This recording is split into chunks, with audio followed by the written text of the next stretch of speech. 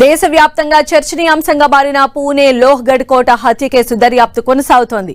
కేతన్ అగర్వాల్ హత్య కేసులో పోలీసులు సీన్ రీక్రియేట్ చేస్తున్నారు. ఈ కేసును దర్యాప్తు చేస్తున్న పోలీసులు ఇవాళ నిందితురాలు సియా గోయల్ చేతన్లను ఘటనా స్థలానికి తీసుకువెళ్లారు. లోహ్గఢ్ కోట ప్రాంతంలో ఘటన జరిగిన రోజున నిందితులు ఎక్కడెక్కడ తిరిగారు, ఏం చేశారో అన్న కోణంలో దర్యాప్తు చేస్తున్నారు. అటు రేపటితో నిందితుల కస్టడీ గడువు కూడా ముగియనుంది. దీంతో పోలీసులు దర్యాప్తును ముమ్మరం చేశారు. మరోవైపు ఇప్పటికే ఘటనా స్థలంలో నిందితుడు చేతన్ వాడిన బైక్ ను సైతం స్వాధీనం చేసుకున్నారు.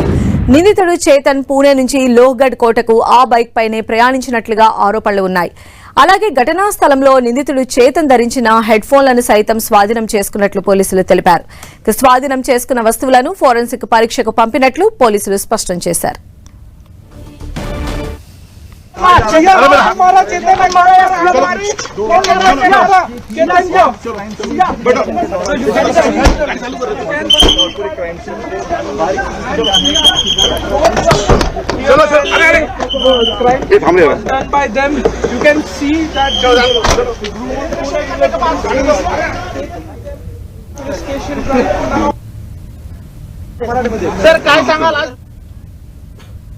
సో కేతన్ కేసు కి సంబంధించి మనం చూస్తూ ఉన్నాం. పోలీసులు సీన్ రీకన్స్ట్రక్షన్ కోసం సియా అలానే చేతన్ ని కూడా అక్కడికి తీసుకువెళ్లారు.